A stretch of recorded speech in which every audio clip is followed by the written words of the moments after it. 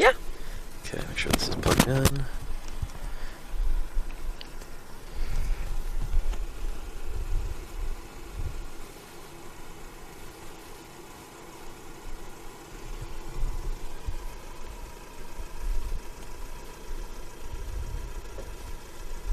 Should be switching over.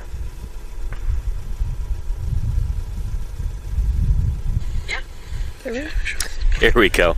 All right. Hello, everybody, and welcome back to Paleontologizing. We are here at Dinosaur National Monument right now. You can see there's a classic bit of D&M architecture. Here in outside of Jensen, Utah, kind of near Vernal, where we were yesterday. And my name is Danny Anduza. I'm a dinosaur paleontologist. I'm here on Twitch doing some good old-fashioned science outreach. And here is... I'm Laurdee. I'm from Cooking with Laurdee. Usually I'm doing cooking content on Twitch, but I'm on this awesome road trip doing dinosaur content with my good friend Danny. Yeah, we've been all over the American West for the past... Have we been at it for a week now? Something close to that? Just about a little bit more than a week almost. I've been out here for like 3 weeks now, I think. Maybe more, actually. Yeah. Visiting different museums, different fossil sites, and trying to live stream it all and share it with you. This is good old-fashioned science outreach, you know? Trying to bring science content to you at home. So without further ado, should we go ahead and walk on over? I just want to say hi. We've got Dorkopolis here. We've got Mudman. We've got, of course, we have our beautiful Claire. We have Paramedics Underground. Izzy's here. Timber's here. Hey, everybody. It's so nice to see you. Linda. Good to see you all. Thank you for joining us again. Yeah. Thanks for being here, you guys. This is going to be a really awesome stream. Those of you who are here right now, you're really going to enjoy this, I think. This is a really magical place. Dinosaur National Monument is... yeah, it's the place every dinosaur paleontologist kind of has to make a pilgrimage to. We just got 2,000 bits from Callan Roar. Holy cow! Thank you so much. Thank you so much. We really appreciate that. That is fantastic. That really helps go towards the entrance fee to the park that we paid today. Yeah. Food later, stuff like that. So we really appreciate that. Yeah. Thank you so much for the support.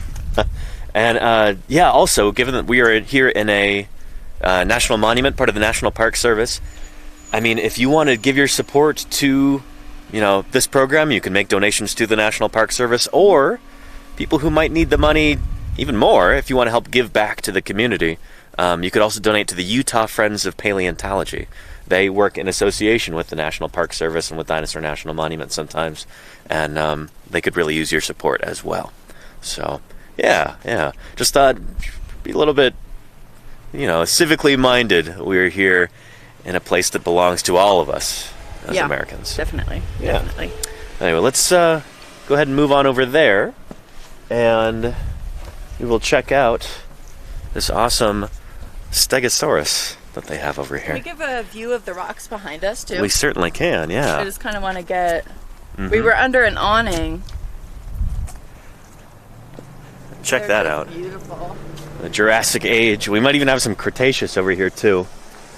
The Morrison Formation, which is most of what we're going to be seeing today, that's like latest Jurassic. And so overlying that you have Cretaceous stuff. Big fella, isn't and 70 feet long. Tips the scales at a substantial 35 tons. Absolutely, yes, yeah.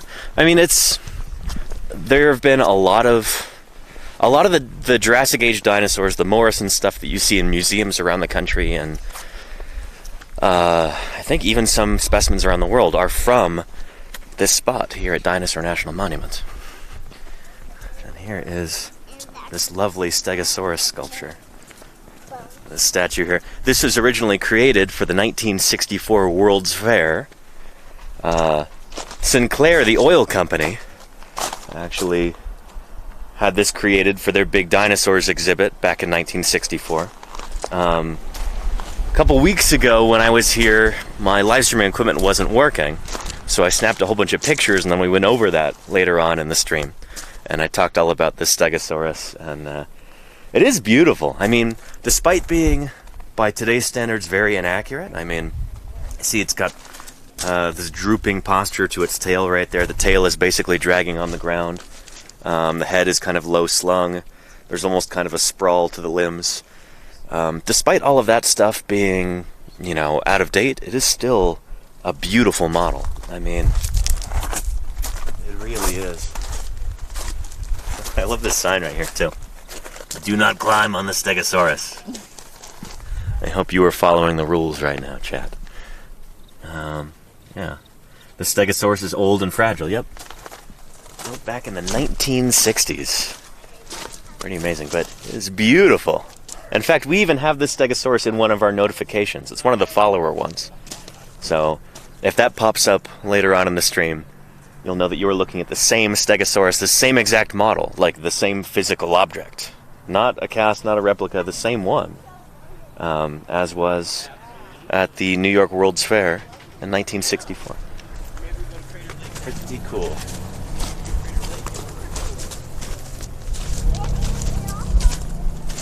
This really was kind of ahead of its time, I think, and that the limbs really aren't sprawling out to the sides. The Stegosaurus we saw yesterday at the Utah Fieldhouse Museum had those elbows out to the sides like that. Yeah. So, I think you should enjoy science as much as you can. And you can't enjoy science alone. You have to share it. All right. Beautiful Let's continue on in through here. Thank you, Seal Toad. Really appreciate that support. So glad you could join us for this. This is such a special stream. You're really glad you joined us. Dinosaur National Monument. So, a little bit of background, I guess, before we actually get started here. Dinosaur National Monument was established, I think it was written into law by Woodrow Wilson. Not one of our greatest presidents. Even relatively speaking. But yeah, way back in the 1920s, I want to say. Maybe even early. No, it was earlier than that. It was like 1917 or something like that. Dinosaur National Monument became a national monument. It is right here, kind of on the border between Utah and Colorado. The monument actually spans both states. We're on the Utah side right now. Jensen, Utah is just over there. But this is a really, really special place because here the general public gets to see a huge assortment of dinosaur fossils still in the ground. That's remarkable. Most places you don't get to see that. Most places you have skeletons that are, bones that have been dug up, prepared, cleaned, mounted and made all pretty, all the gaps filled in and everything. Here you're actually seeing the stuff in the ground, which is really important. And yeah. It just, like I said in a previous stream, it just hits different when you see this stuff in situ, as it was when it was first discovered, as these things have lain for 149 million years. It's different, and it's really cool. We got 5 gift subs from Dork Apocalypse. And thank you, Apocalypse. Wonderful. And Claire, I really appreciate that. Move on in here. So this is just kind of the visitor center next to the parking lot. We need to wear face masks in this building regardless of vaccination status. Sorry, I'll put those on.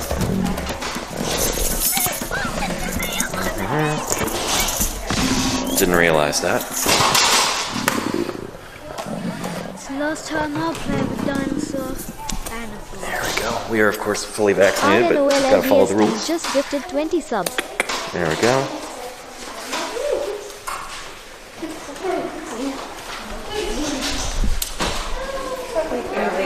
We just got 20 gift subs. Holy cow. From Vernal. Thank you so much, Vernal. I really appreciate that. Holy cow. Okay.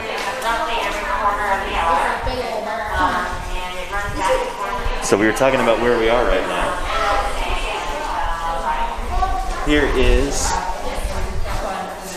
the Utah-Colorado border. So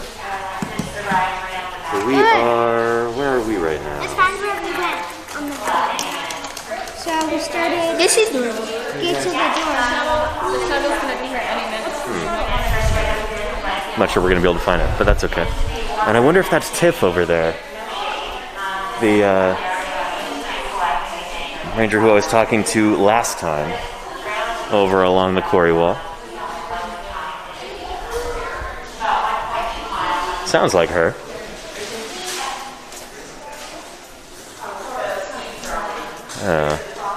And I might as well ask if Rebecca's here today too, just in case.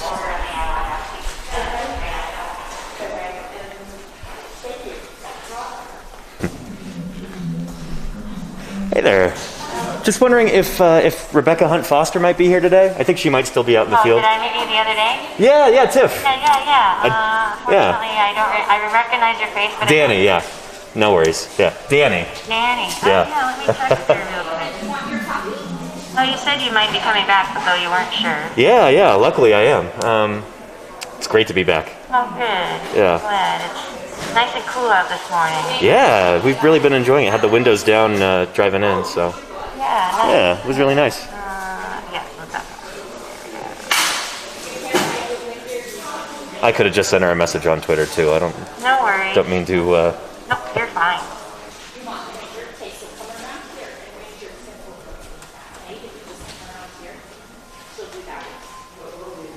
I appreciate you doing this. No problem.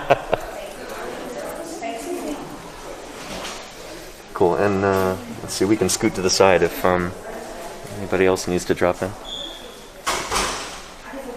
It might be faster at this point just to take the shuttle rather than walking, if we want to do that. Oh, it's up to you. Yeah. Yeah, go for it. Okay. All right, so it usually just takes her a minute or so to get back to me. Yeah. Usually if she's in a cell phone service, she texts pretty quickly. She might be out of it because I think she still might be in Wyoming, but I'm not sure. Oh, that's Anyway. why I haven't seen her car over here. Yeah. Lucky her. Do you want to say hi to the viewers real quick? You don't have to if you don't want to. Sure, yeah, I can do that. What would you like me to do? Well, just say hi. I mean, Hello. This is Tiff. Last time she talked to me for a good while when I was here when the equipment wasn't working. Yeah, So, Ranger Tiff. Hello there, and welcome to Dinosaur National Monument.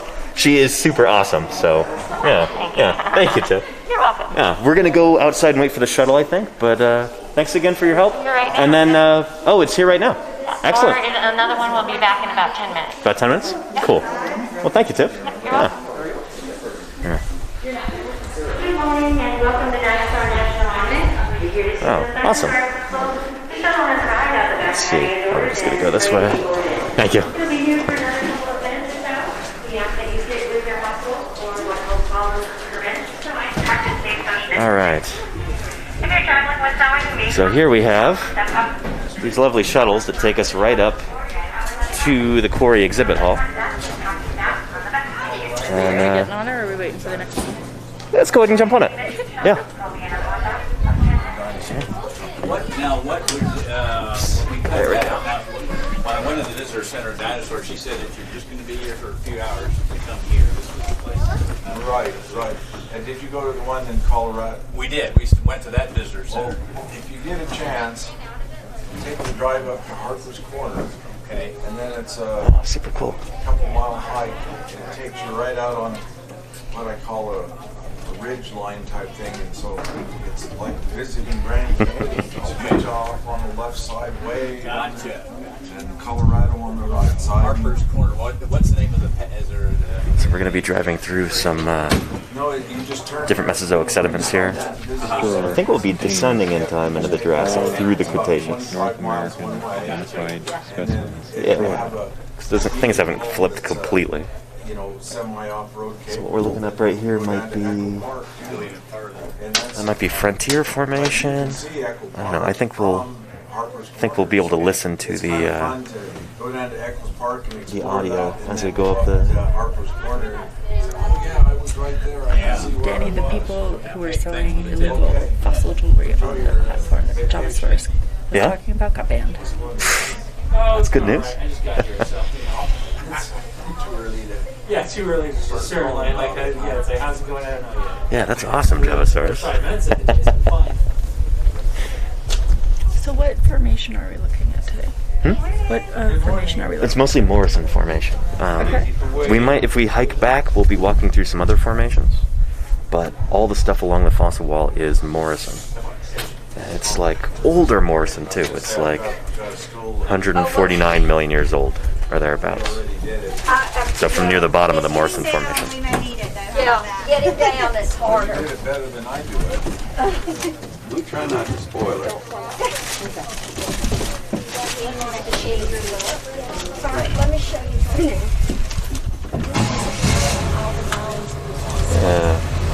All right, here the engine's starting up. We're on our way. You didn't see anything on the train? Welcome to Dinosaur National Monument. The shuttle bus is about to depart for the Dinosaur Quarry Exhibit Hall. Please take your seat and remain seated while the bus is moving.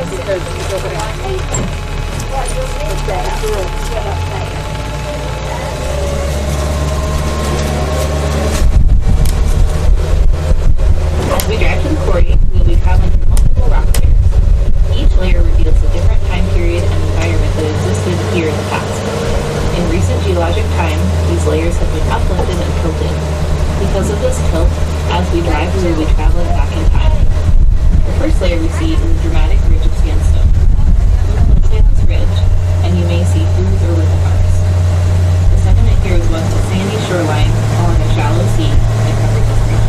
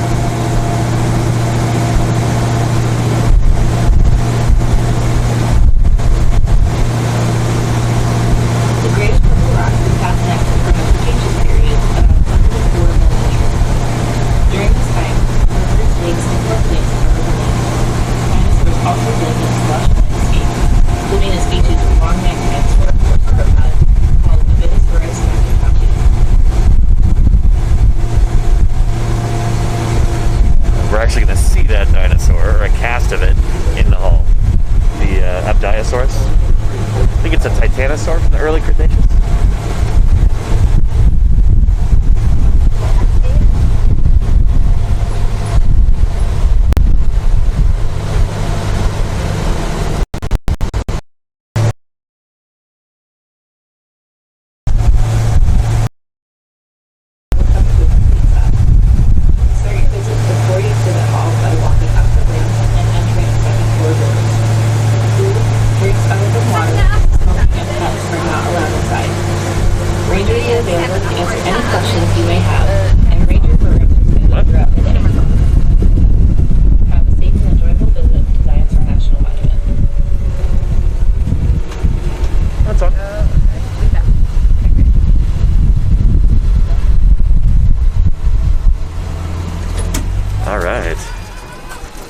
Back every 15 minutes. Take all the time you like while you're here. Catch me on one of the trips back down, or alternately you can take the fossil discovery trail that starts at the end of the brown guardrail right back there. Alright, here we are. I'm going to disconnect the camera for just a minute here maybe because I think it might be, well, it'll probably be okay. The cord looks like it might kink and that might throw us off. So just let me know if it goes dead at any point. Anyway, here is the Quarry Wall Exhibit Hall. Look at that. I love this just as a piece of architecture. I mean, the way that it's just built over this wall right here. Covering everything, protecting it from the elements.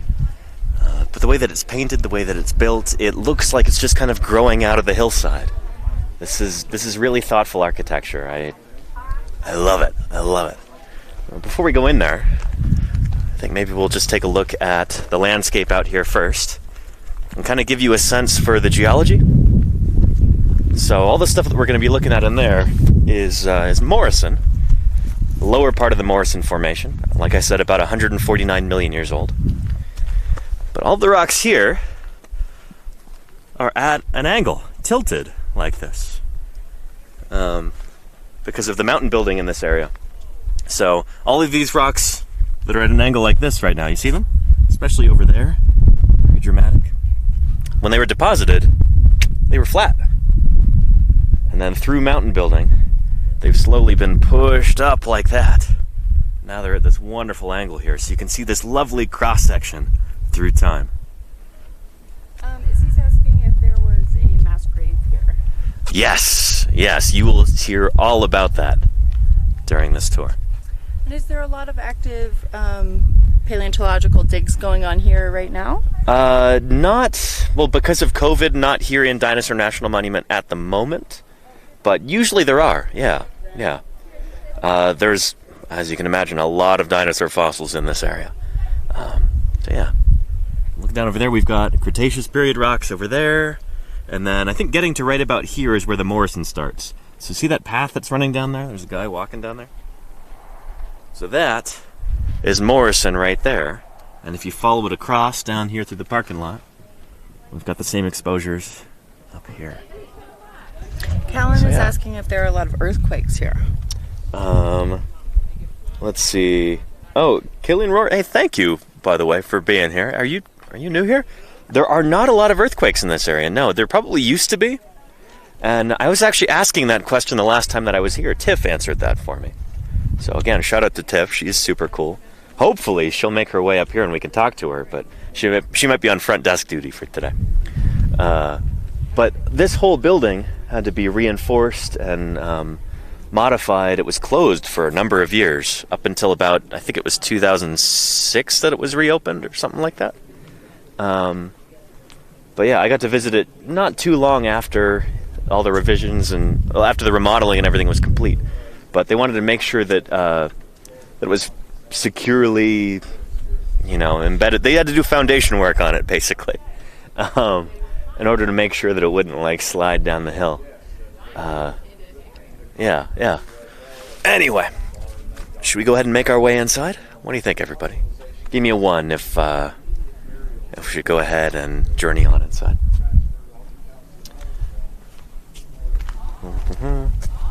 Thanks, laurdee.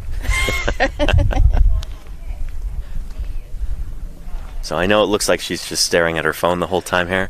She is hard at work. I'm really managing chat. I know that it looks like I'm impatient and that I'm not paying attention, but I'm trying to absorb the exhibits when I'm behind the camera, and then also I'm watching chat and trying to interact with you guys. Mm-hmm. All right. So yeah, you'll see over here, some of this is concrete that they put up there in order to help keep things from eroding around the foundation of the building. But over here, this is, normally Morrison rocks tend to be kind of a reddish. But these, kind of this nice gray color. These are Morrison age rocks? I think they are. I think these are the same ones that are exposed on the actual fossil wall there. So let's go take a look.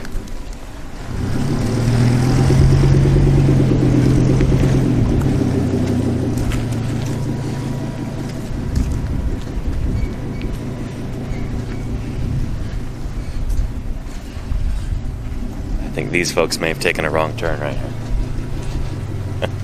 Not supposed to have regular vehicles.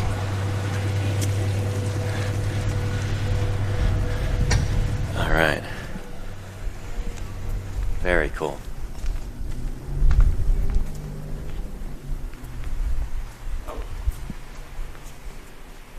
How big would you say this building is, laurdee? What do you think? Square footage? No, well, like from end to end. That's got to be about 100 meters, something like that. Well, maybe not. I don't know. It's big. It's very big. It's a big building. This is so unique as far as fossil sites go. There's a couple that I can think of in China that are similar. I think the IVPP, or there's another institution in China that has something that I think was inspired by this here in Dinosaur National Monument. But for the most part, this is really unique. Quick, slightly unrelated question. If you can get your hands on any privately owned specimen to study, what would you choose? Oh, I would get my hands on it to put it in a museum is what I would do. You can't really study privately owned specimens because you can't publish on them.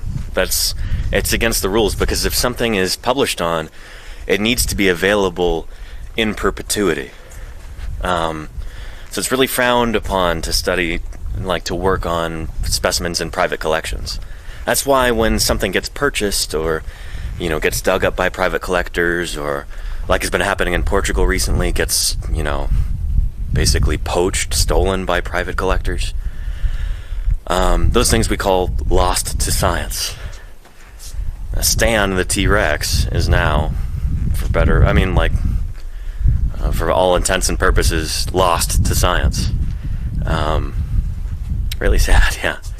But then it just goes to highlight how important places like this are, where fossils are not only, you know, made available for study, but also they're held in the public trust in perpetuity for everybody to come and see and enjoy. So yeah. I'm going to go ahead and put my mask on. Oh, this is updated. Wow. We were not required to wear face masks here last time, but here it says it is required, so I'm going to go ahead and don this again. Would you mind holding this for a second, Laurdee? Thank you. Mm-hmm.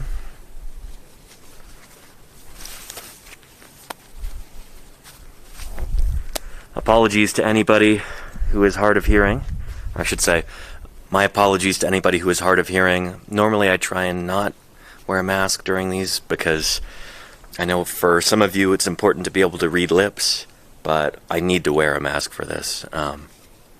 So yeah, and honestly I feel a lot safer doing that too. It's almost kind of reassuring. Let's go ahead and head on in. You ready? Yeah. All right. I'm excited. The floor mat there. Here we are. Astounded. Look at this.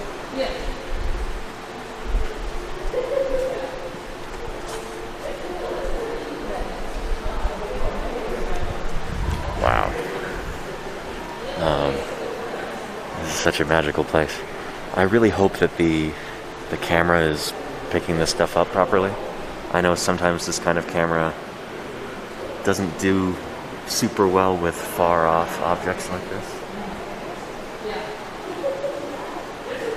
But check that out. Just a mass death assemblage of dinosaurs here. I'm getting lots of explanation. Yeah. Just astonishing. And it's so cool. I mean, we're lucky in the sense that these are such big taxa for those part. There's a lot of sauropods in here, especially there's a lot of Camarasaurus. Really big stuff to look at. Exactly. So like you can probably pick out a lot of these even looking through the camera right now. Got some sauropod vertebrae right there from the caudals, like caudal series, tail vertebrae. See some ribs. See some femurs over there. There's a big humerus. Nice scapula over there. So really the paleontologist is too lazy to dig these out. No. So this is the thing, is that this is a huge there's been a lot of digging here, and I mean up until like the 1990s, I think. Hello, I'm Sam Neill. These were still active excavations. Let's protect so like bones are still being removed from the rock face here, America loses them and forever. You know, put into collections and studied, reposited. Oh, so they're currently working on this? They're not right now. Not because of COVID? Well, no, not because of COVID. It stopped in like the late 90s or early 2000s, the actual excavations. I think it was like 1997 or something like that. Because there's so many wonderful things here already exposed that, yeah, they didn't really want to do that anymore. And I think also working on this stuff was, it was exacerbating these cracks that you see there. See those cracks running up there? Yeah. And do you see that piece of hardware up there? I see it.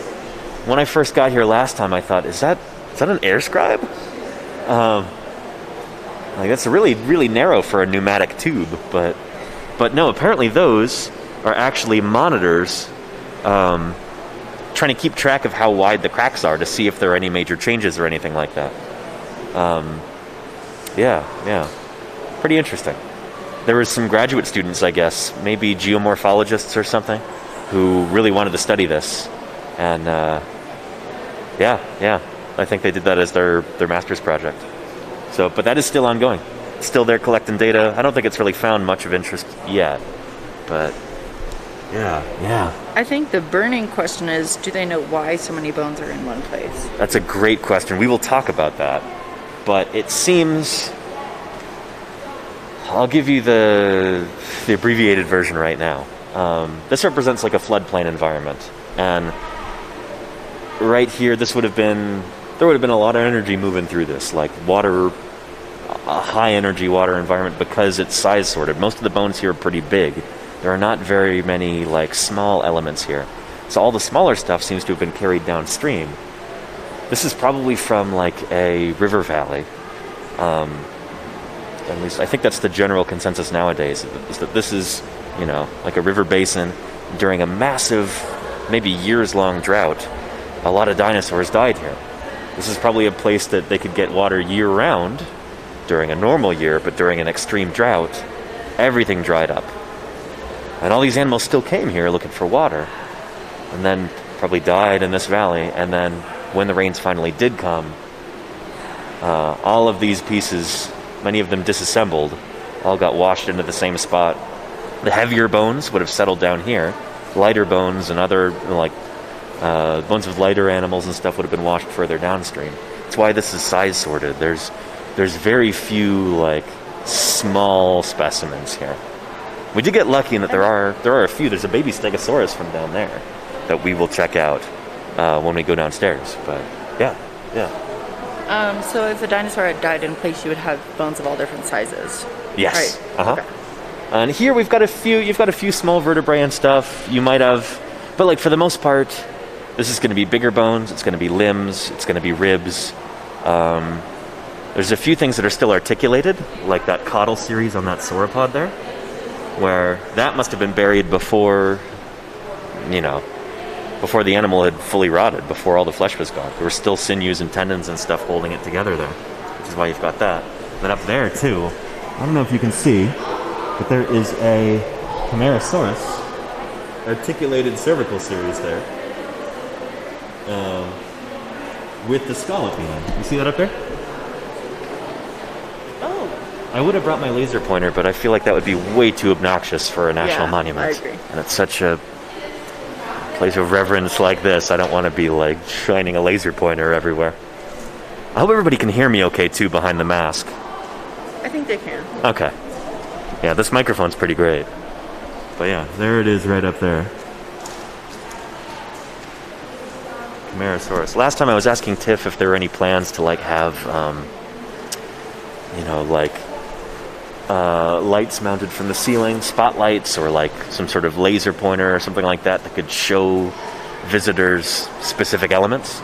She said they have something already like this. They do have spotlights up there, but they all seem to be off at the moment.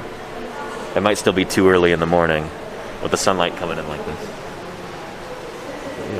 Yeah. And let me show you over here before all these new visitors walk over. We've got some fleshed out reconstructions of these different dinosaurs who are represented on this wall.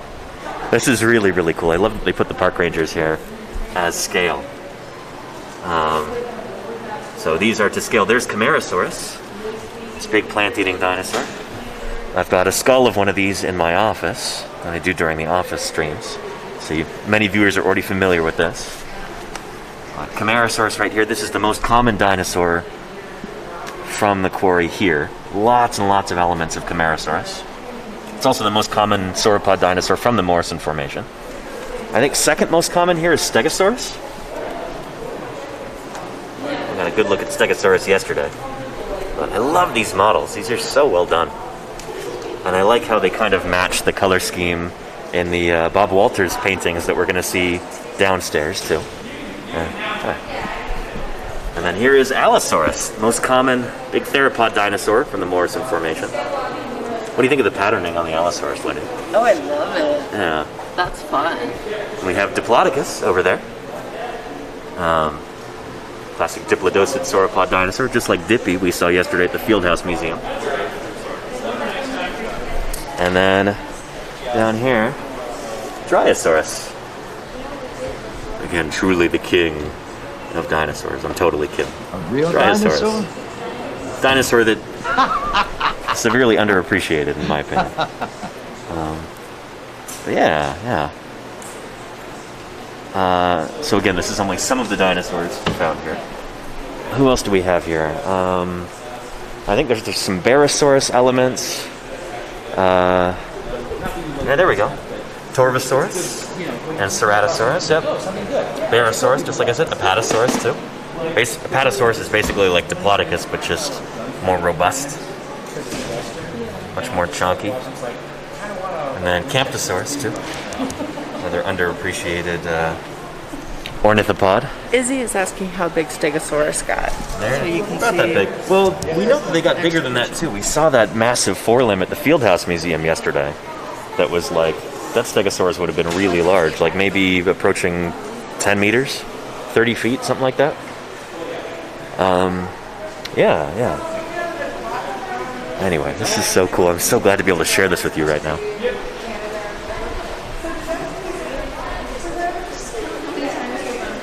Look at that. Is that like very brown bone? And I love these displays right here. So, Earl Douglas, paleontologist, discovered dinosaur bones here on August 17th, 1909. Only 5 days later, his journal records the first known visitors to the quarry. So from the very beginning, this is a place for the general public to come and see dinosaur fossils here in the ground. So here we have a party of visitors, and there are some sauropod caudals, it looks like. Or those could be dorsals, but I think they're caudals. Tail vertebrae. And then, I know we've talked a little bit about how the process of excavating dinosaurs hasn't really changed tremendously in the past 150 years. Yeah. We no longer really use horses or mules all that often, but I've certainly used my vehicle in the past with a winch on the front to do the same thing, to drag big plaster jackets out of a quarry. And usually we make our jackets not as skin tight as this. Oh, that makes me nervous just saying that. I hope they have some wood or something bracing the back of that right there. But yeah. Pretty cool.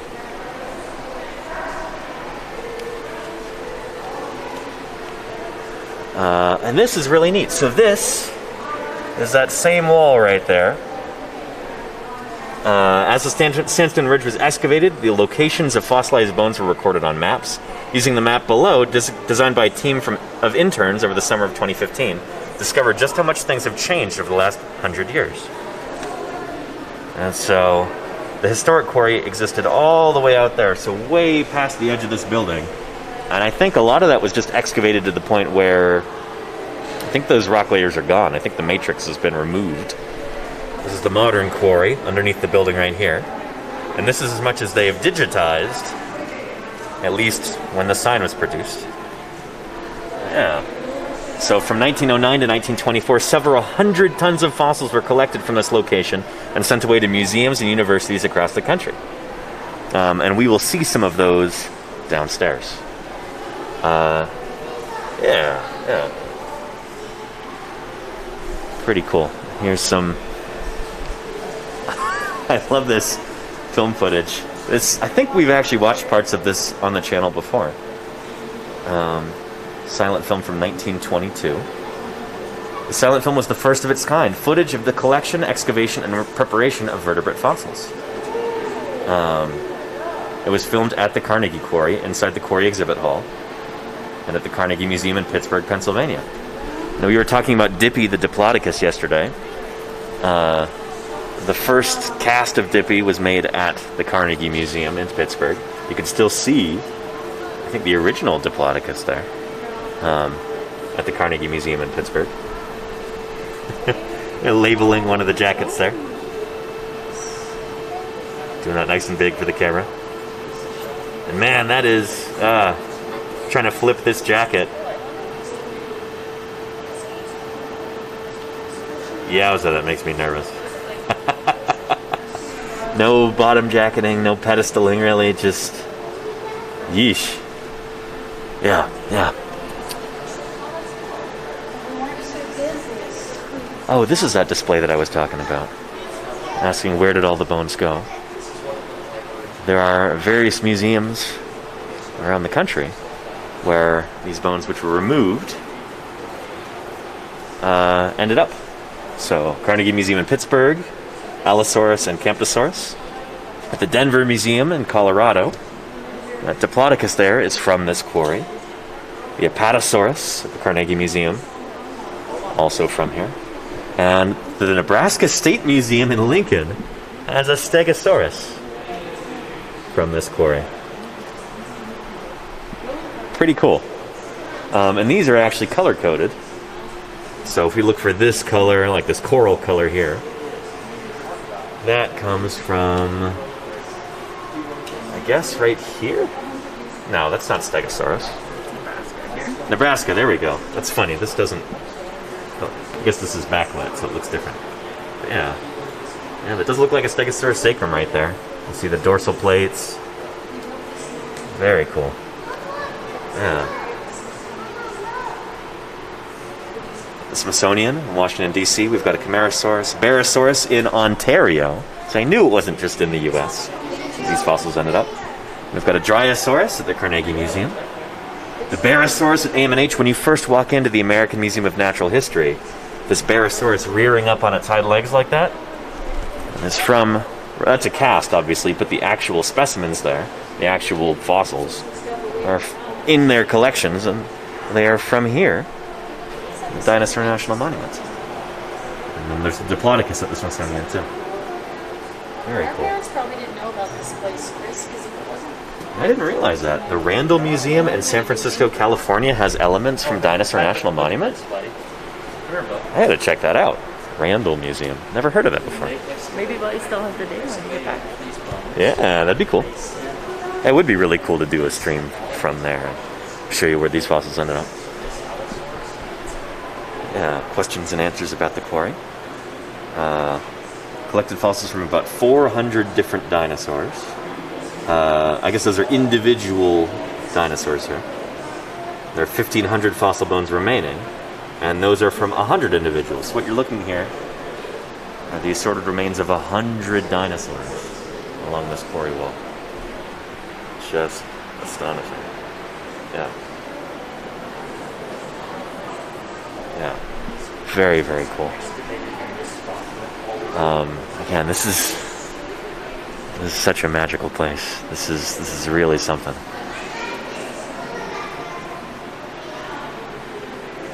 And it's so wonderful that this was protected and has become...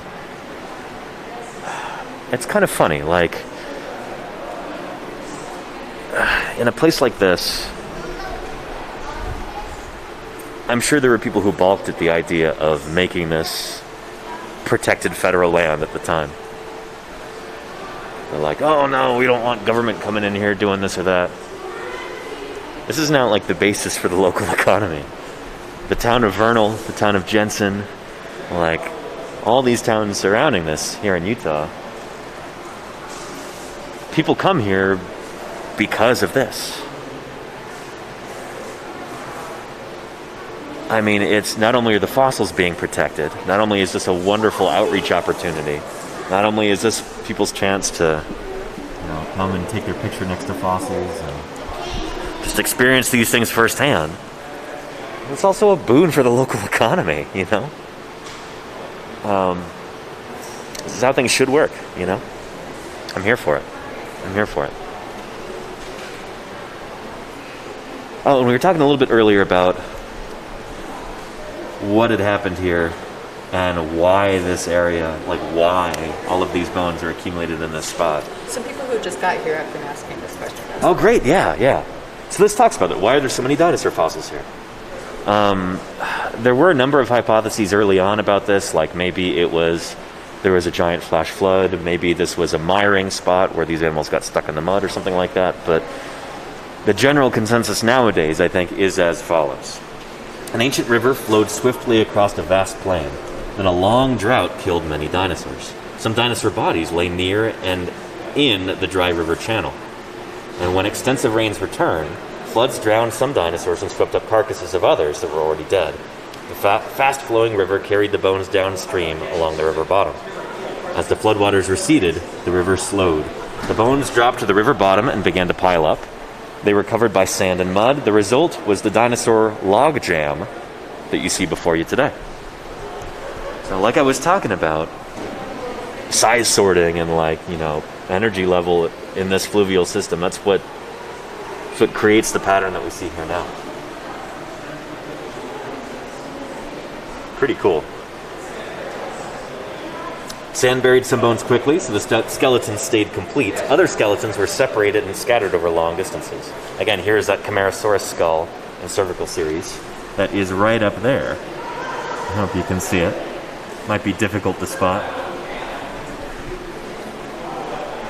So different dinosaurs make up the logjam on the quarry wall, while large Camarasaurus and Diplodocus bones dominate. Smaller Camptosaurus and Dryosaurus bones are also visible. Laurdee, we can actually grab one of the quarry maps right there if you want to take a look at that. Do you have a $1 bill that we can deposit in there? Yeah? Excellent. Great. I'll show you a guide to this. This is really cool how they put this together.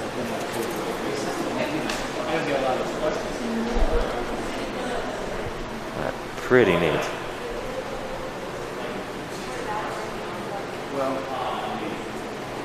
I love how there's some touch bones down there. And it's important for members of the general public to be able to say they've touched a dinosaur fossil. Got that hands-on connection that you otherwise wouldn't have in a museum. Pretty cool. And look at that up there. There's a stegosaur plate just sticking up on end. That's it's probably tricky to see in the camera, but right up there. Lovely stegosaur plate up there. This is so cool. So cool. Yeah. It's the quarry map. There's no map. Right? Oh, did some pages get torn out? It doesn't have all 1,500 bones, but Yeah. a lot of them. Okay. I think maybe you grabbed one that has a page missing or something. Because there's also some tears in it. But yeah, there we go. There you go. Yeah. Very It's cool. torn up. Thank you. Yeah. So right here, that's going to be up there. Let's see if we can see some of these stegosaur elements. Stegosaurus might be the most easy dinosaur to identify here because nobody else has got those giant dorsal osteoderms, big dorsal plates. So we'll see if we can spot some of those. But up there we've got sauropod leg still articulated.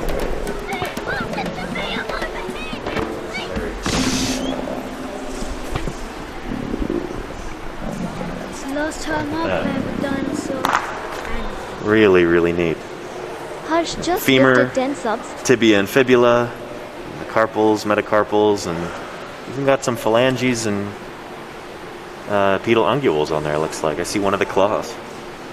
Horace gave us 10 gift subs. Holy cow, Horace. Thank you very much for that. Really appreciate it. That's awesome, yeah. Yeah, and Kempster gave us 100 bits for the map. Thank you, Kempster. Really appreciate that. This is on you. Thank you. Fantastic. Alright. So, yeah, if we want to find some stegosaur material, we'll go over here.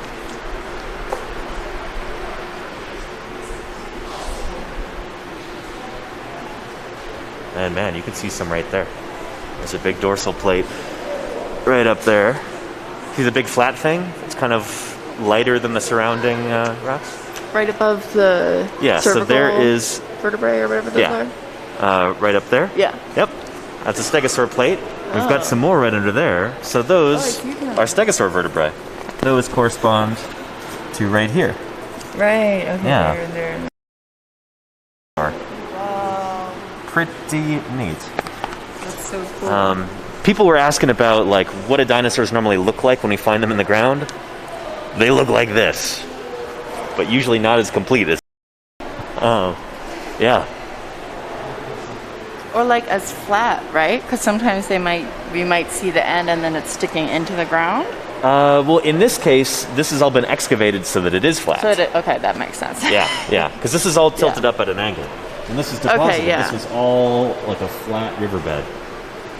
So when the paleontologists came and saw this for the first time, did it look like that? What's outside? Yeah, it would have looked like that out there. There were just a few sauropod tail vertebrae sticking out. Yeah. Okay. Yeah, actually, what we saw over there in the photo with all those visitors who were like walking up and looking at it, that's what it would have looked like at the time. Yeah. Yeah. Okay. Cool. Yeah. In fact, we should probably let me show everybody real quick. We'll walk back over there. So again, this is the result of decades of painstaking work. We should probably think about heading back in like 40 minutes. Okay. What time is it now? 10:30? Okay. There's way more to see downstairs, so it'd probably be a good idea to go downstairs pretty soon. Here, we'll go over to that sign there.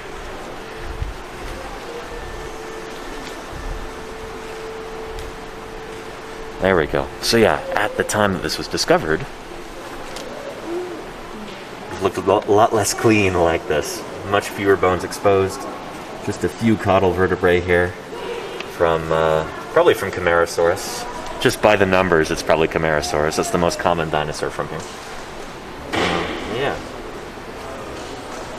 People coming to see it. It makes me really happy to think that, you know, that is kind of how this quarry started. It's just a few days after its initial discovery. Already had the first visitors. And think about how many millions of people have come through here and seen this with their own eyes since then. It's pretty inspiring. This is quality science outreach. This is real #SciComm, like people talk about on Twitter. Reaching people who, you know, they're passing through this area on a road trip. They hear like dinosaurs. That sounds interesting. Let's go take a look. Yeah. I wonder if that's a Camarasaurus femur right there. Right there. It probably is. Or it could be an Allosaurus femur, I suppose. Yeah. I think Allosaurus might be more common in here than Camptosaurus. You can see those neural spines on the vertebrae up there of probably Camarasaurus. Although, I don't know, they're pretty high. Could be Stegosaurus, too. There's a lot of Stegosaur pieces around there. Patty asks, is it hard to differentiate bones? I imagine many just look the same. It depends what kind of bones. So if you're looking at ribs or something, then, you know, ribs are not super distinctive. It could be difficult to tell what kind of an animal a rib is from. They don't have a lot of distinguishing characteristics. But some of the bones in here are very, very, what we call diagnostic. They've got features on them that, you know, that distinguish them from other bones and other creatures. Do you mind holding this? Yeah. Thanks. So like those Stegosaur osteoderms are, I guess, an extreme example of this. No other dinosaur in this quarry is going to have those, so you know when you found a Stegosaur plate like that. And vertebrae tend to be pretty diagnostic too. Vertebrae evolve pretty quickly. Like they change pretty rapidly as animals change. And so vertebrae can be very diagnostic as well. Got a scapula up there. It's probably an Apatosaurus scapula. Well, actually, no, it could be Camarasaurus scapula. Very robust. That's a shoulder blade up there. Shoulder blades can also be pretty diagnostic. So yeah, it depends what kind of bone you're looking at, whether or not it'll be readily identifiable right off the bat. Most diagnostic, aside from the Stegosaur plates, are going to be the skulls. And we're so lucky to actually have a Camarasaurus skull up there. Looks like somebody turned the light on it, so I can show you a little bit better now before we go downstairs. Yeah, right up there is a beautiful Camarasaurus skull. Just gorgeous. And articulated with the cervical vertebrae, with the neck bones. Really awesome. Again, this is a magical place. What do you think, laurdee? I think this is just phenomenal. It's magical. It's magical. Yeah. Did early paleontologists have a reputation for being crazy myth chasers, or were they on the cutting edge of science and received a lot of good attention? Somewhere in between probably. I mean, like, I don't know. The very earliest scientists who studied fossils, were like, English gentlemen, people like Gideon Mantell, Richard Owen, people like that who were like had high standing in society. So they didn't really have to worry about being mocked or anything.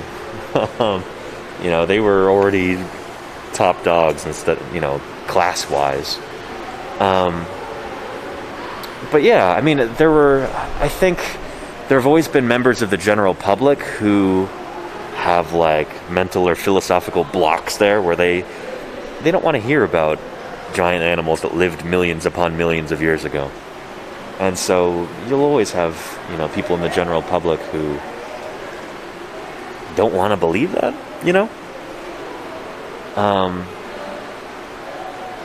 So yeah, but among scientists,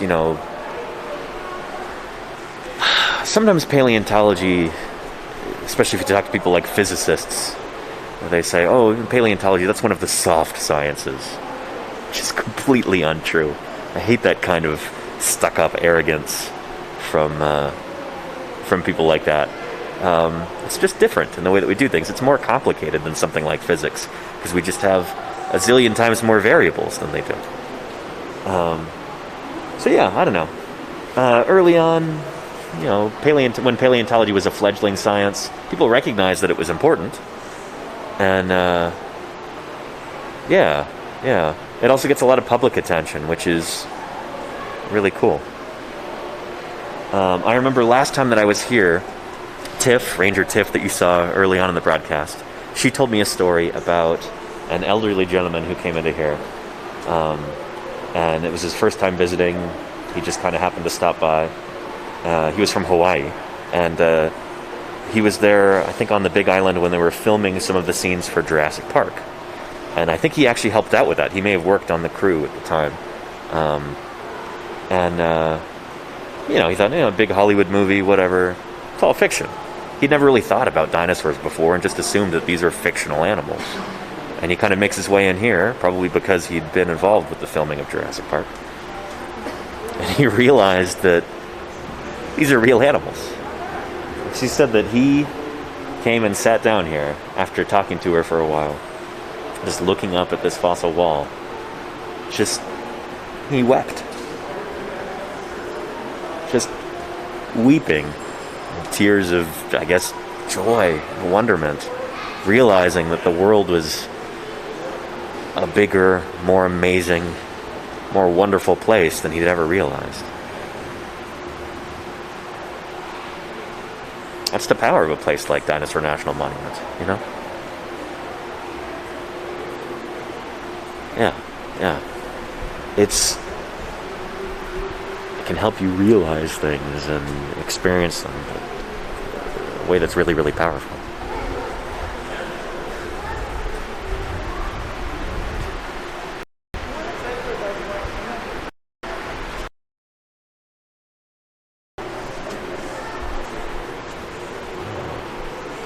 I didn't even see this last time. We've got an articulated limb right there. Looks like an arm of... That's probably No, it's too robust to be Camptosaurus.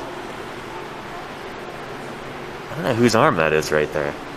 Looks like we've got radius and ulna and... Actually, that could be a tib-fib. Oh, it's funny, like, seeing all these things. I wish I could get up there on the wall and look at these things more closely and identify them for you. They don't let people on the wall anymore, not even paleontologists. It's like a recent development. Right there we have a really lovely stegosaur vertebra right there. They've got the vertebral centrum at the bottom, and then those transverse processes are just so high up on the vert. There's kind of wings sticking out to the side, and then you've got the neural spine above. And there's lovely ribs. Man, stegosaurs are cool.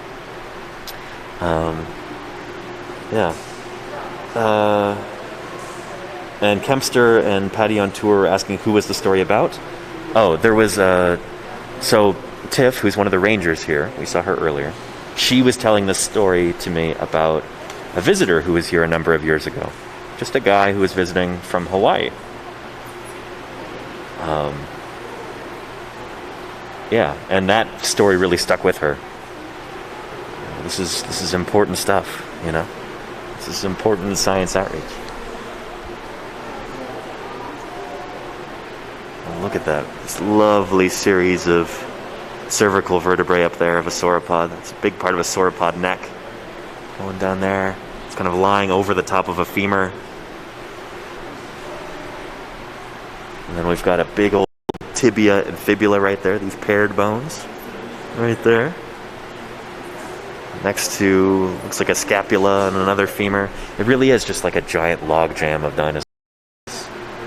So cool to see. And you'll see right here, this is where excavated very much. So you can see this is much higher than over there. This all used to be this high or higher. Like all of that matrix was removed over the years. Ton of work. Ton of work. I don't know if this camera is really giving you a good sense of scale, but this is an enormous building. I realize what this reminds me of, too. You know what this is? This is like a paleontological cathedral. For sure. I see that. But rather than, you know, the cathedrals of old, where they had to destroy entire forests in order to be able to get the building materials to create them. This is instead a celebration of nature. This is, in the way that it's built into the hillside here, it's just kind of, you know, in coexistence with the natural splendor around here rather than, you know, destroying it to build something. It's cool. I like that. I like that analogy. I like that metaphor.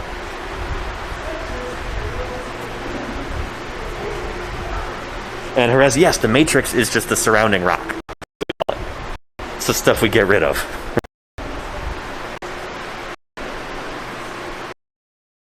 And Dark Raven signals dropping? Shoot. I hope that last part got recorded.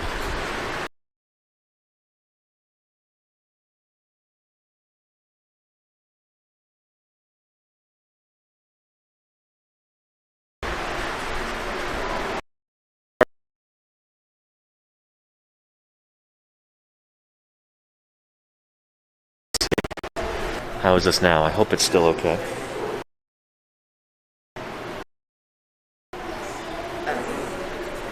That's what one person said. Yeah, we're at 347, 316. Maybe if we walk further down there, yeah, it might get better? Yeah, I think so.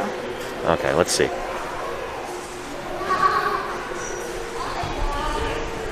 guys, we're at Dinosaur.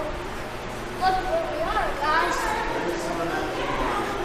Oh, Okay. Audio's back, video's very bad. Okay, audio's back. Well, we are walking through the bottom floor over here right now. It's kind of a shame because all the displays are down here. This is gorgeous. It's so well done. It still says it's really low. We're at 600. It's getting better. It's improving a little bit over here. So we might have to stick over here by the big windows.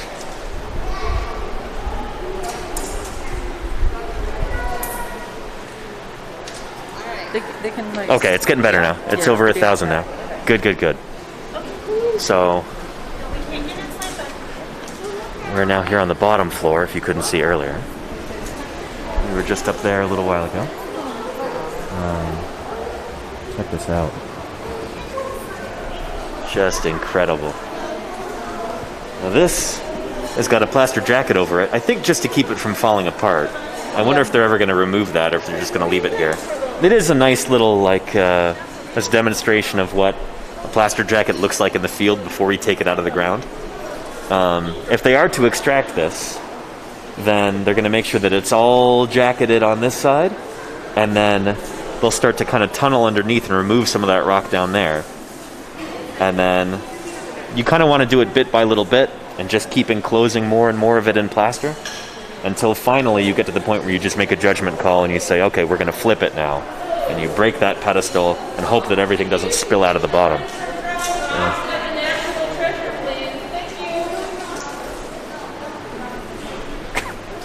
And parents.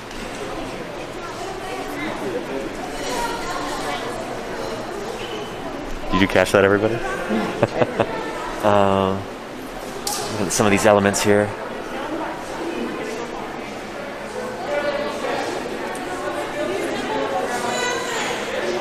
That looks like a pedal ungule right there, a big sauropod. There's a vertebrae right there. See the white lumpy thing up there, the little jacket? Then look at the vertebra underneath that. And look just to its right. You've got what looks like a sauropod pedal ungule, one of the claws on the hind feet. Right there. Or if we're super lucky, that would actually be one of the claws, like the thumb claw, but probably not. It's probably a pedal ungule. They're really neat. All of these amazing bones in here. Got scapulae and ribs and a cervical series up there. We've got stegosaur plates and it's just a treasure trove. It's incredible.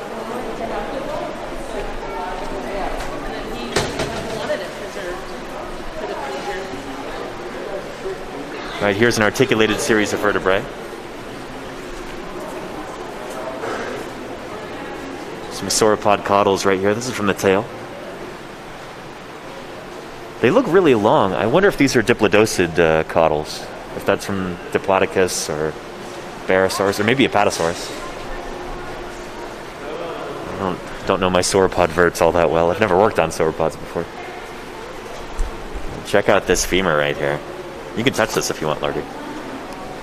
It's a dinosaur bone. Wow, this is just... I don't have words for it. It's almost, it's sublime, is what it is. It's sublime, because I don't want to say it's like a religious experience, but it's like an elevated experience. Yeah. I mean, it absolutely is. Yeah. You're touching the thigh bone of a sauropod dinosaur that lived 149 million years ago. That's amazing. This was inside of its body. This is what it used to walk around every day. It's incredible. It really is.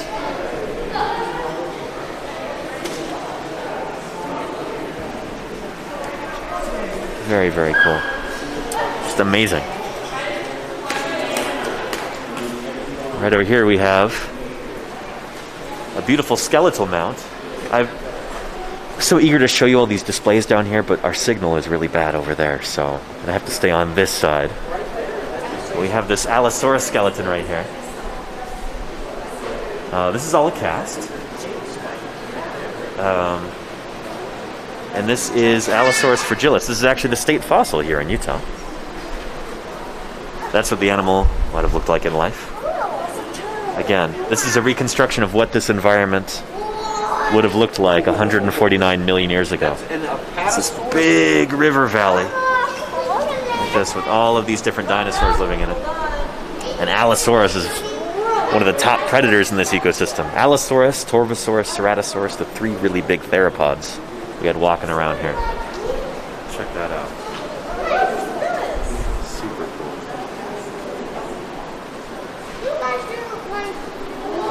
And Javasaurus, Utahraptor was only described in 1993. Allosaurus has been the state fossil of Utah since, I think, the 1970s? Yeah.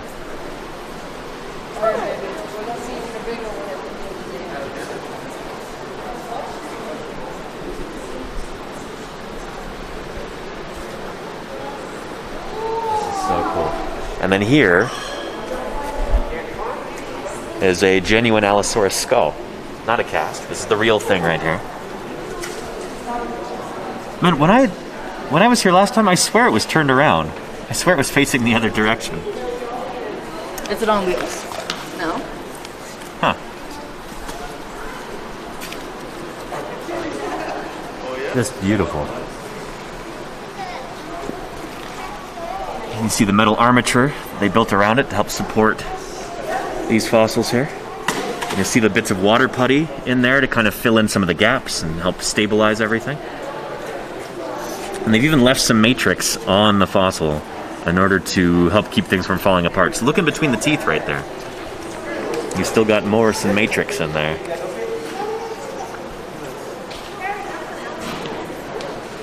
Pretty cool. What's with the protrusions on the bottom of the tail vertebrae? Oh yeah, those are called caudal chevrons. So these bones over here, the ones coming out of the bottom of the vertebrae, they're actually, I guess they come out from the junctions in between. So they're probably attached. They might be attached to the cartilage in between the intervertebral discs. I'm not sure.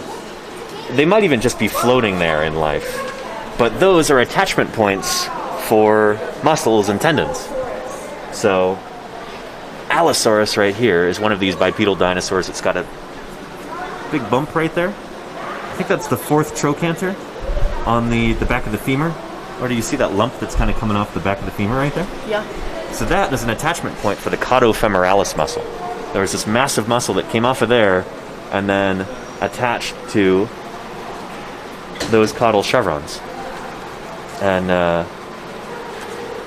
yeah, this is not mounted completely correctly. Because remember I talked about how dinosaur femurs, they don't actually swing backward past the vertical as they walk? Yeah. This one's swinging back too far. But yeah, part of that is the caudofemoralis muscle. And so as the animal's walking around, that muscle there would retract and help pull the femur backward. But it would stop at the vertical. That's actually too far. There's a couple things about this mount that I would change. Izzy says, ever since I've been watching Danny, learning about the skeletons, it makes me feel like some places have their skeletons wrong. Yeah, this is actually one of those. Skeleton? Yeah, I mean, the femur should not be going that far back. Bob Walter's got it right here. On the back swing, the femur is basically vertical right there on the illustration in the back. But they couldn't, hyperextend their femurs like this. And also, if we look at it from the front, tell me what looks weird about it.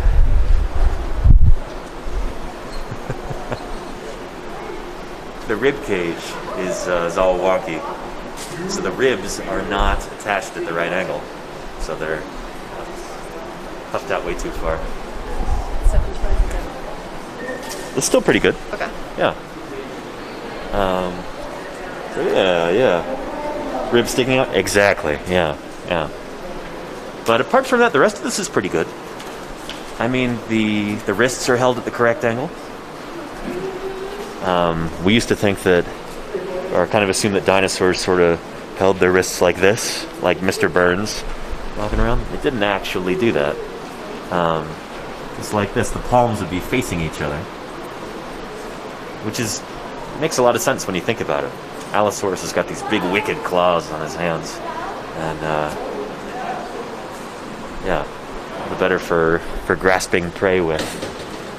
These big hook-like claws. It's what we think they were for grasping prey. Look how thick those pubic bones are there too. Do you know how many animals or species are in the wall of fossils and how that compares to similar places?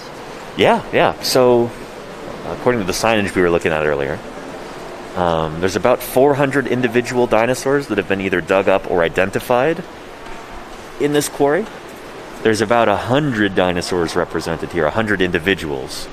And I think it's about 10 species or genera. I could rattle them off real quick.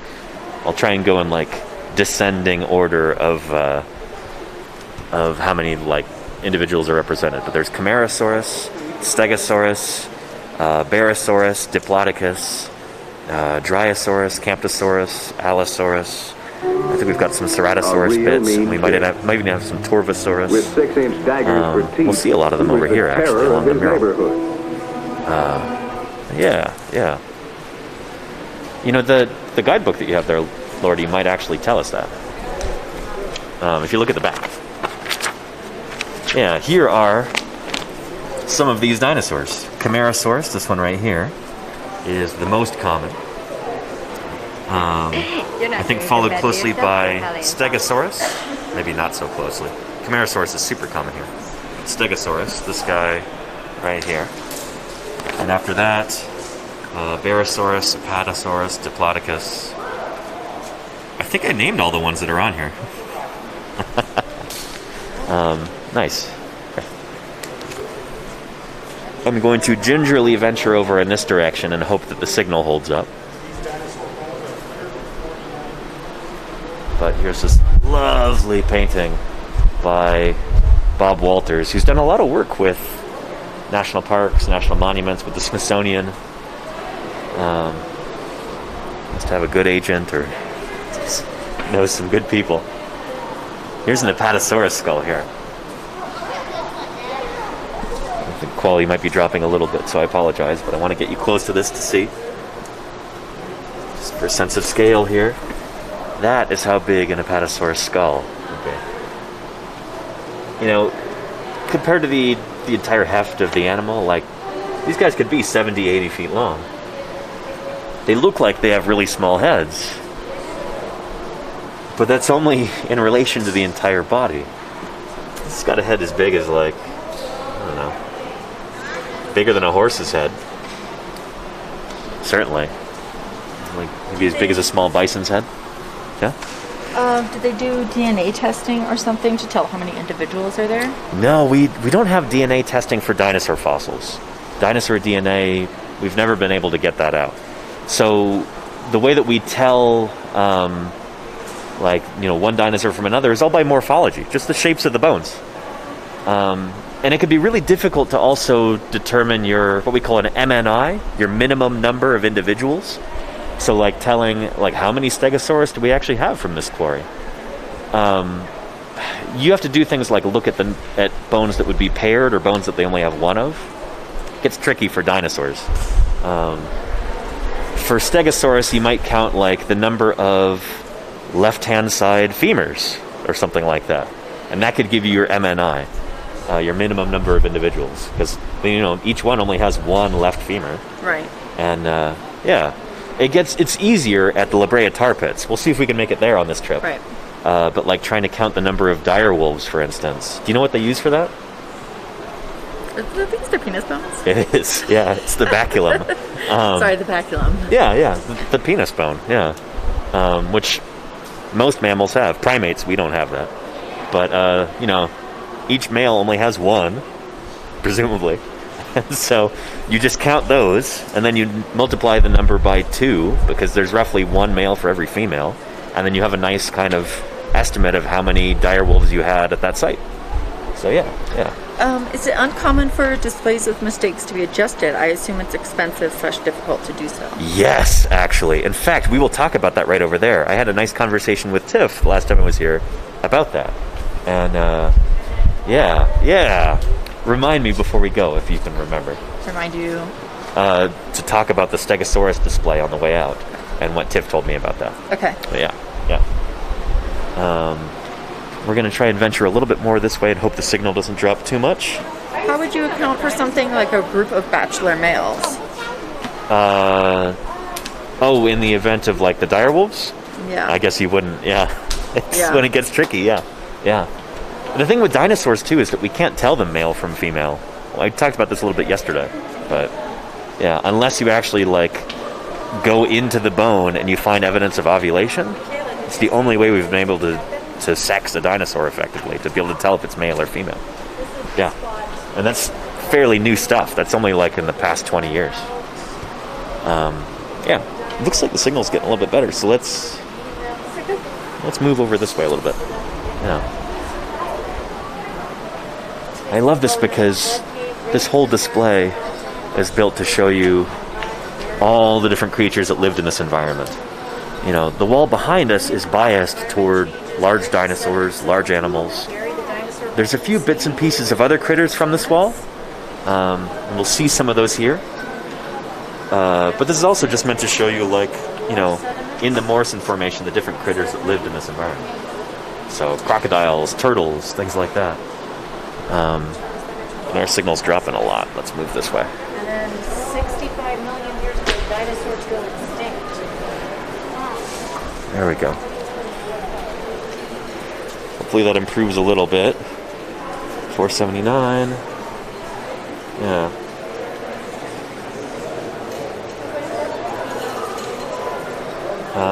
What time did you say you wanted to go to keep us on schedule? Like 11:10. 11:10? Okay. I think. But, I mean, you know, it's the stream, so do what you need to do. Yeah. Well, again, our quality's not great right here with 600 kbps. Just wanted to show you some shots of this.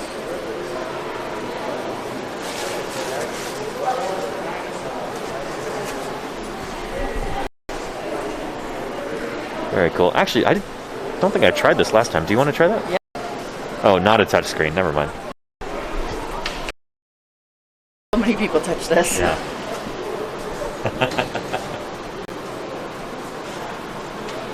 Pretty cool. Oh, quality's terrible here. Let's keep going. Oh, but do you want to sit on a sauropod femur bench? Do you think this is a real sword? No. No, this is a real one. It's a cast. No, it's a cast. Yeah. Okay. Very cool. All right, we're gonna march over this way because the quality's not great.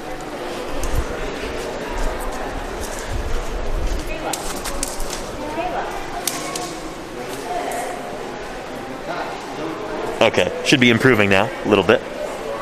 Fingers crossed. But yeah, it's such a wonderful place. So again, some people were asking about why all these bones are here in the same place.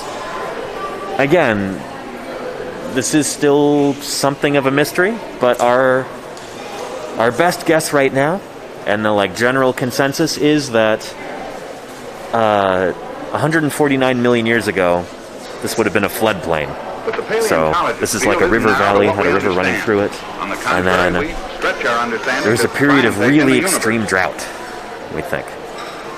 We see this today on the African Serengeti and places like that experience really bad droughts, and animals will congregate in an area where they know usually has water, or on a watering hole. You're familiar with this idea. But during a really extreme drought, even that might dry up. And so you have all these animals hanging out here and then, dying of thirst, dying of hunger in the spot where they could usually find water. And then usually after a really big drought, you often have a lot of water coming in all at once. And so this would have taken a lot of these dead animals that are there decomposing, already disarticulated, and washed all of them downstream.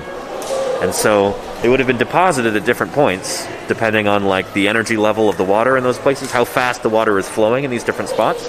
And here happened to be a spot that seems to have been pretty high energy. And maybe the energy dropped off a little bit. The water started flowing a little bit more slowly, and so a lot of the stuff would be dropped out and deposited right here. That's why we have so many big bones all in this area. Not a whole lot of small animals from here in the quarry. There's a few. We get lucky in a few spots, but it's mostly big stuff, which is really cool. I mean, it makes a wonderful display. This is such That's so charismatic. It really is. I mean, just look at that. And to see people here experiencing it. As a paleontologist, as somebody involved with science outreach, this makes me really, really happy. We were talking about this a little bit earlier. The signal may have cut out here, so I'm just going to repeat it. But I couldn't, I was looking at this building, trying to name the feeling that I feel when I stand in it. And I finally got it when we were up there. It's a cathedral. This is like a cathedral to nature. This is a place, all this beautiful glasswork with all of these ancient relics. A place for the public to come and just feel a sense of wonderment. But unlike, the cathedrals of old, unlike places like the Sistine Chapel and stuff like that, or Notre Dame, this is a place that's a celebration of nature rather than a destruction of it. You've got to remember that those cathedrals, there were entire forests that were cut down, just total biomes destroyed in order to build that one cathedral. This is something different. This is like the opposite. Built onto a hillside here, it is part of the natural environment. It is a celebration of it. It is meant to help preserve it, rather than destroying a natural place. This is protecting it and instilling an appreciation and a love for this kind of thing and all the people who visit here. That's really special. That's really special. And I'm so glad I've been able to share it with you. Amazing. Amazing. There. Would the same place be possible with quicksand or a tar hole? The La Brea tar pits, you know, if you go visit there, you can see excavations taking place. You can see stuff in situ like that. But it just looks different from here, you know? We've got hard rock here, so it's, yeah, it's just different. Yeah. Yeah, I think that's it. Yeah. Let's go look at this baby Stegosaurus on our way out. So I talked about how most of the stuff that we have in here is pretty big. But this is something different. So these are casts of a baby Stegosaurus that was found here in the quarry. Found way at the far wall, way over there. And this is a big deal. I think this was dug up in like the 90s. Somebody was asking me yesterday whether baby Stegosaurus had the thagomizer, you know, the tail spike array at the end of the tail. We certainly don't have it from this skeleton, so I'm not sure if we know if they had fully developed tail spikes yet. Yeah. But yeah. And then we've got this Allosaurus feeding on this baby Stegosaurus right there. A little grim, a little gruesome, but you know, it's a circle of life. I don't know if we actually have evidence of predation or scavenging on this particular specimen, but just adds a little bit of drama to have there in the back. But yeah. And so somebody was also asking me about how long it takes or how expensive it can be to replace signage like this, to change it with changing information. And when I was here last time talking with Ranger Tiff about this, she told me about this sign. So this is the most complete Stegosaurus, skeleton of a young Stegosaurus ever found. Based on the size of the fossilized bones, the Stegosaurus was probably only a few years old when it died. Maybe like 1 year old. Yeah, these animals grew pretty quickly. Paleontologists found no signs of back plates or spikes. We don't know why. Perhaps young Stegosaurus didn't have them. Or maybe we just didn't find them. We need more discoveries to find out. Well, in the time since this was made, we do have baby Stegosaurus. And they do have plates. I don't remember if they have spikes. But Tiff was just lamenting this. She's like, you know, this is a world-class institution here. This is a place where, you know, millions of people come and visit. And they have out-of-date information there. We now do have... Out-of-date? This is like in the last few years. Okay. Yeah, so not grievously out of date or anything. Yeah, but I don't know. Tiff was just saying so many people get their information from this place. They need to change it, and she's been trying to get them to change this sign, to update it for a long time now. And it's going to be about $500, she said, to get this replaced. And this is, you know, like a hefty sign. This is, think about how many thousands of people touch this every year. Yeah, so like, it's expensive to do this kind of thing. But they don't have the budget for it here. She's been trying to get them to allocate funds for it, and they've just been really hard-pressed. With COVID, it's probably worse now. I tell you something, chat.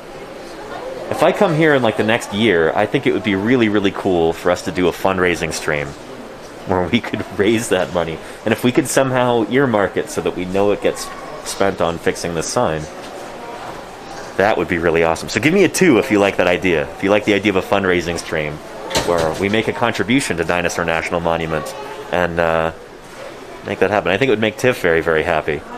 And give us an opportunity to really give back in a way that's palpable, you know? We could point to that and say, you know what? That was us. You know, all the Jews. Yeah, I think that would be really neat. So we'll see about that for the future. I don't know where I'm going to be next summer, but Yeah. Yeah. We'll see. I love this place so much, and again, if anybody is watching, if anybody is watching, you have a chance to visit this part of the world anytime soon, highly encourage you to do so. Dinosaur National Monument is an extraordinarily special place. It is just amazing. You really need to come here and experience it for yourself. It's cool to be able to watch a stream and see that, but you know, being able to see it for yourself, to experience it, is something entirely different.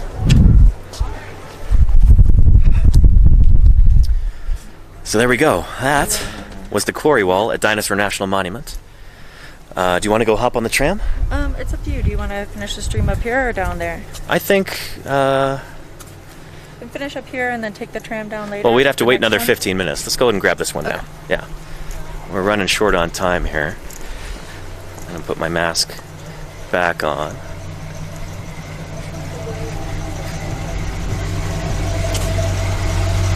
Well, I'll put it on when we get on. There we go. Yeah, you hold this for a second. Thanks.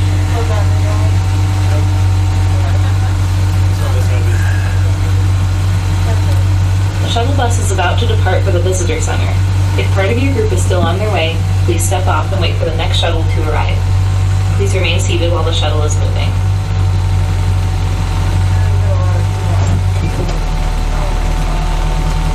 Alright, here we go.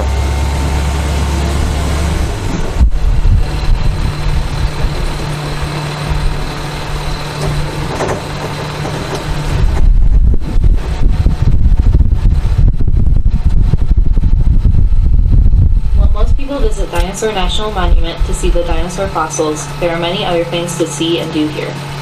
For example, you could drive the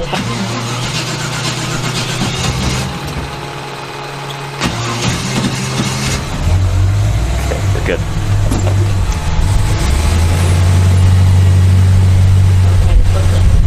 This tour will take you to Hercules, Views of the Great River, and Josie Morris's homestead cabin. You can pick up a booklet in the visitor center. There are also several hiking trails to explore. Ask a ranger hiking trails. During the heat of the summer, hiking is safest in the early morning or evening when temperatures are cooler. Always carry water when exploring Dinosaur National.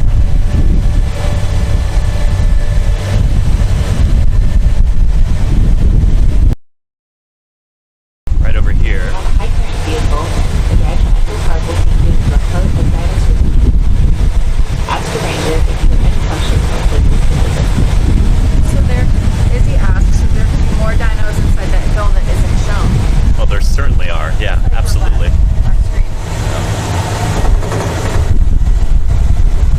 Okay. While driving throughout Dinosaur National Monument, watch for wildlife, especially in the morning and evening, and obey all posted speed limits.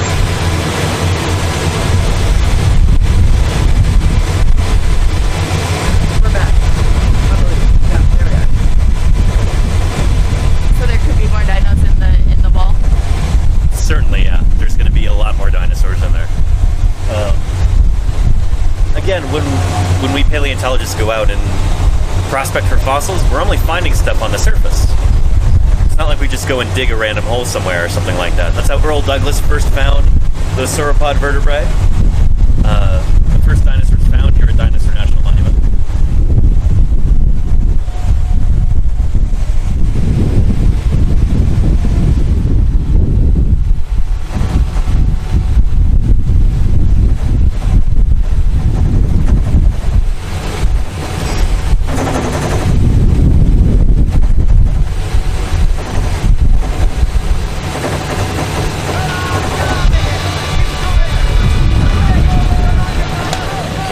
Back at the visitor center down by the parking lot. Please remain seated until the shuttle comes to a complete stop. Mom games hard and their 132 raiders don't know what they're in for. Mom's Games hard just rated with 132 viewers. Oh, holy cow. Well, we will stay on for a little while longer and put this back on. Well, we found the turkey, but not the vegan turkey. You're not sure. Yeah, thanks for the drive. Appreciate it. Alright, make sure the camera's still on.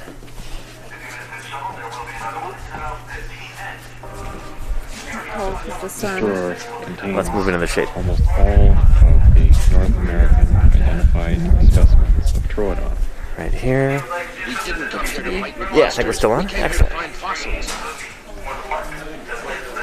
All right. Got all these people walking through. We gotta wait for them.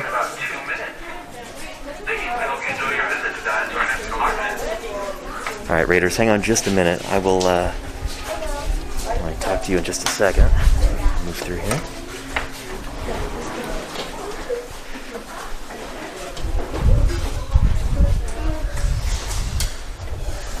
Ooh, some cool mugs there, laurdee. Check out those mugs. Oh, those are nice. Yeah, very nice. All right. Let's go on outside for a minute. And, welcome these wonderful raiders. Yeah, everybody's been following. Fantastic. That's awesome. Well, everybody who just came in with the raid, thank you so much for joining us. Who was it who raided? Mom's Game's hard. Mom's Game hard. Yeah. Oh, Mom's, thank you so much for the raid. Really appreciate that. Let me introduce myself real quick. My name is Danny Anduza. I'm a dinosaur paleontologist, and we just toured a dinosaur national monument. I try to do science outreach here on Twitch, so, I'm sharing, my research, the research of my colleagues, just kind of like, answering questions for people. Just trying to be your friendly neighborhood paleontologist. And I am joined today by laurdee.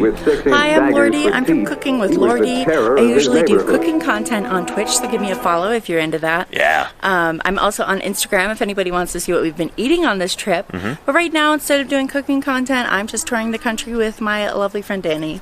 Yeah. So we are in the midst of this wonderful road trip going all across the American West, visiting different dinosaur museums and other sites like this. It's been really awesome. So we're going to be out for about another week, right? Or almost? 1 week. 1 week and yeah. Yeah. So yeah, please, feel free to follow along, and subscribe if you can afford it.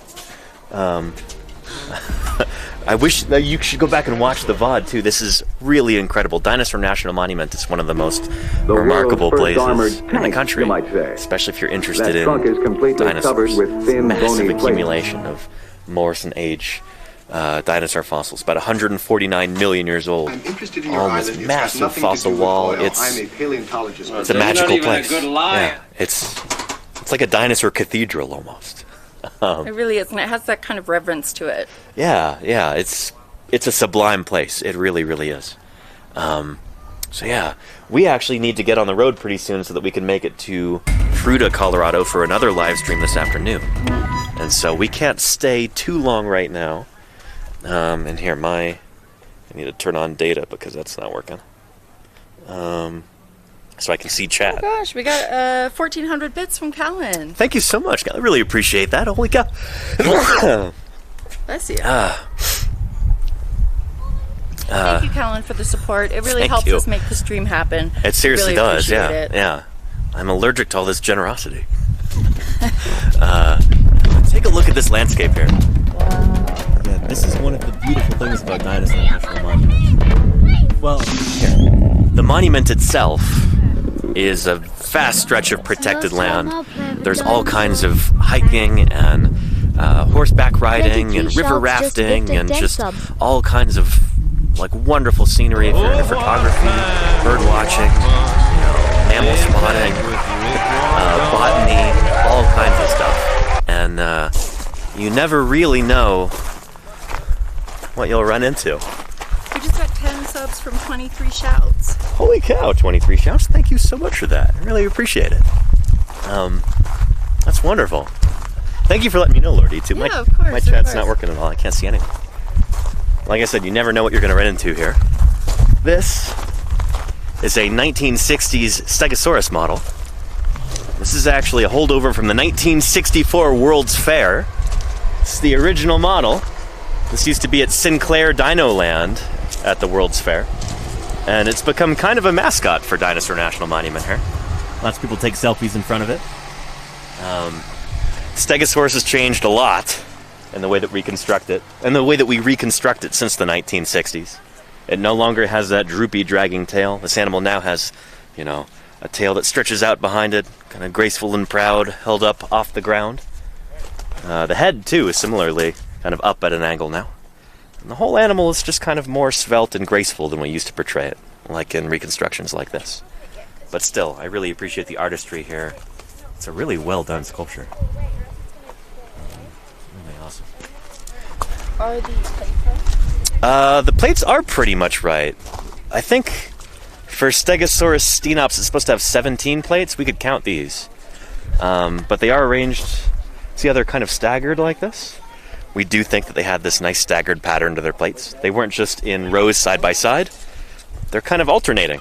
They're staggered like this. Not lined up perfectly. Well, now I think we usually put them in like a single, almost like a single line. Maybe a little bit closer together than right here. But again, that's kind of, you know, that might change in the future too. I would not be surprised if the arrangement of stegosaur plates changes a little bit when we have better, more complete articulated skeletons discovered and studied. And I love the sign right here. Do not climb on the stegosaurus. Oh, that's lovely. How often do you see a sign like this in your daily life? Really cool. See, there's people taking pictures in front of it. This is great. This is such a wonderful place for science outreach. We've been talking about this the whole time.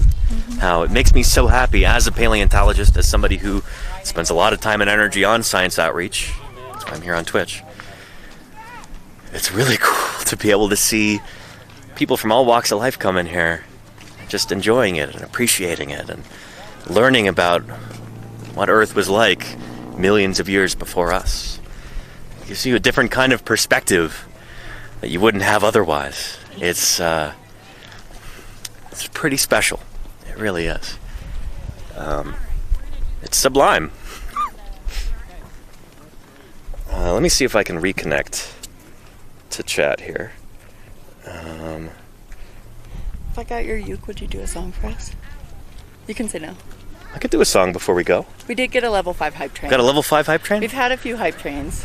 I can do a song real quick. Over the last few days. Yeah. I feel like we kind of owe Chad a song. I can do a song from Dinosaur National Monument. Yeah. Force stop that, and then reopen my chat app. We're at a level 4 hype train right now. We are? That's what reminded me. Holy cow. Yeah. Wow. Well, here, we'll make it like this. If we can get to a level 5 and complete it, I will do an ukulele song for you. All right, you're getting some bits. Oh, man. Claire gave 100 bits. Thank you, Claire. Appreciate that. Let's protect our fossils, because if they're Let's see, we walked past the car. It's over there.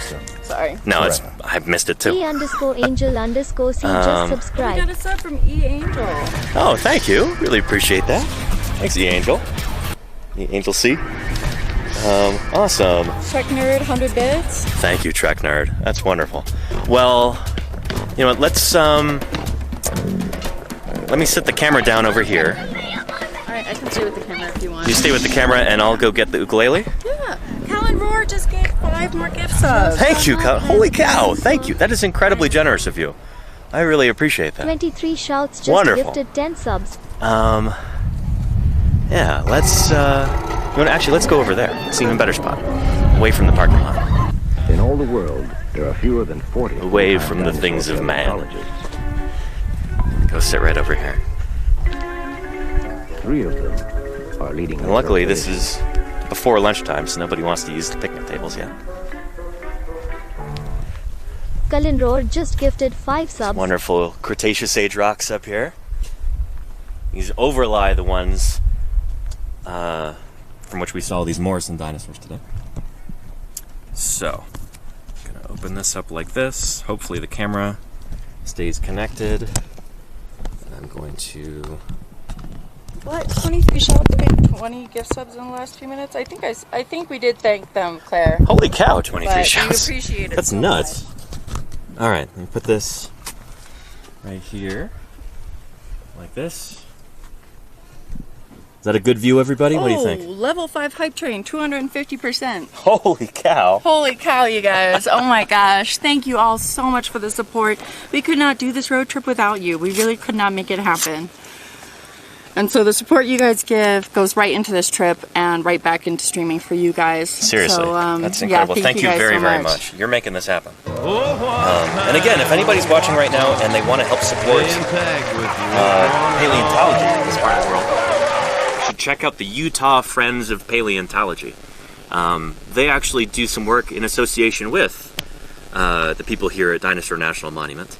In fact, when I asked Rebecca Hunt Foster, who's the park paleontologist here, when I asked her, how do we contribute to, you know, the science of paleontology as like a Twitch channel around here, she said one of the best ways to do it is by donating to the Utah Friends of Paleontology.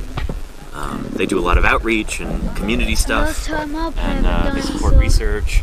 R&Roll BSD with 20 mystery gift subs. Oh my gosh. Holy cow. Thank you so much. This means so much to us. Jeez.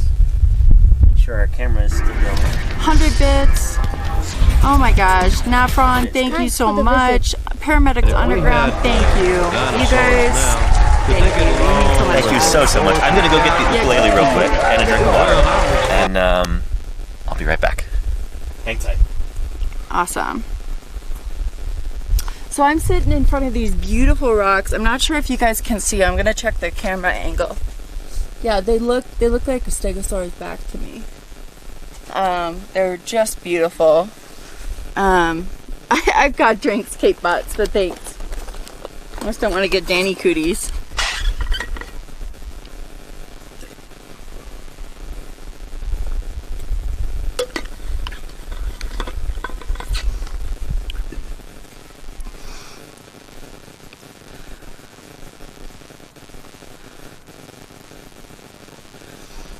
Oh my gosh.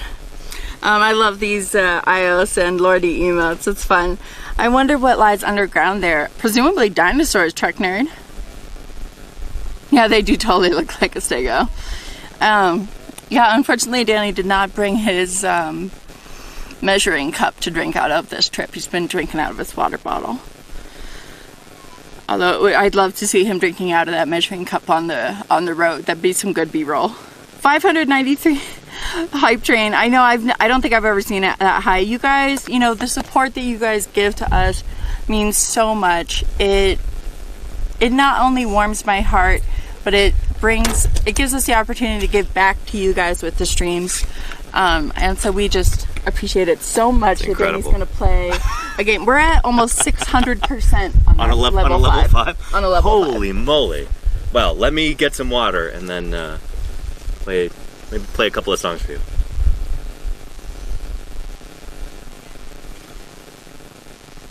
Ah, it's good. Okay. Harry Horror Show, it's nice to see you. Hey, Harry Horror Show. Thanks so much. Let's see. Let's go ahead and bring this. If we can pick up the whole setup and bring it over here, that might be ideal. Yeah. Yeah. Well, how can we see the rocks in the background there? Yeah, we can. Everybody can see them. Lovely. Yeah. Okay. Well, let's just do it here. Okay. Dinosaurs lived a long time ago. They were terrible. I'm not a trained musician. You know? Never even taken lessons or anything like that. But I used to play ukulele a lot for my students.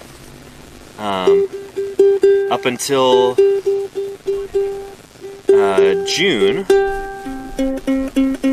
I was a full-time teacher in early childhood education. A preschool teacher. It's actually a really good fit for me.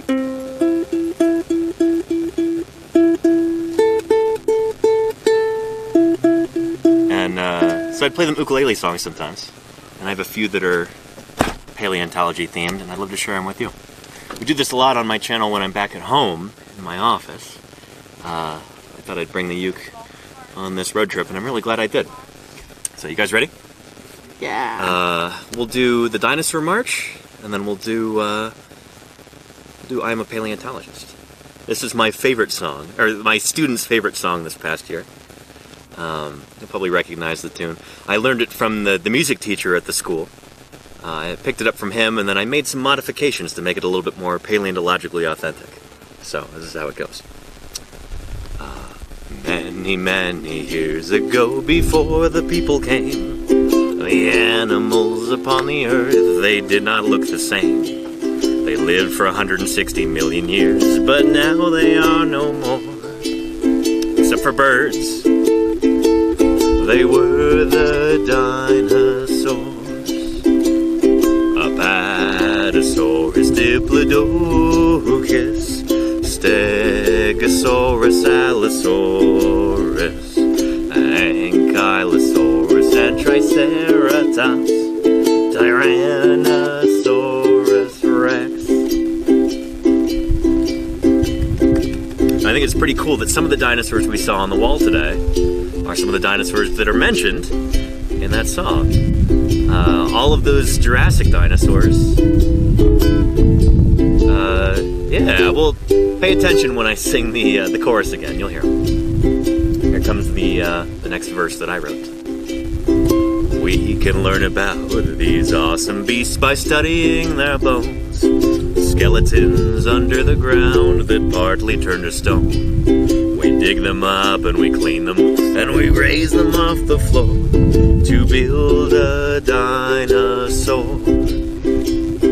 Apatosaurus, Diplodocus, Stegosaurus, Allosaurus, Ankylosaurus, and Triceratops, Tyrannosaurus Rex.